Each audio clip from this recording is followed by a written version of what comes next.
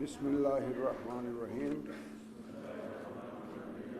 ত্রয়োদশ জাতীয় সংসদের সাধারণ নির্বাচনে নির্বাচিত মাননীয় সদস্যবৃন্দ, আসসালামু আলাইকুম।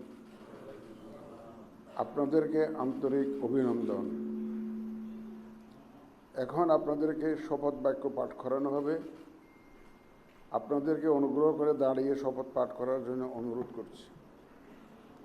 উল্লেখ্য যে আমি শব্দটি উচ্চারণের পর মাননীয় সংসদ সদস্যগণ ডট চিহ্নিত স্থানে নিজের নাম পাঠ করবেন। আমি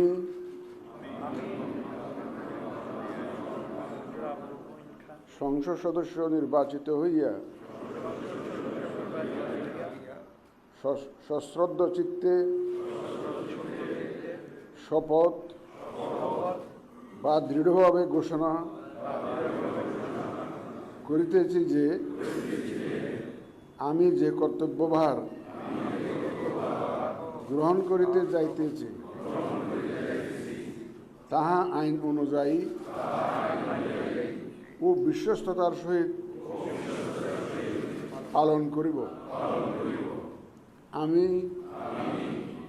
বাংলাদেশের প্রতি অকৃত্রিম বিশ্বাস ও আনুগত্য পোষণ করিব এবং সংসদ সদস্যরূপে আমার কর্তব্য পালনকে ব্যক্তিগত স্বার্থের দ্বারা প্রভাবিত হইতে দিব না।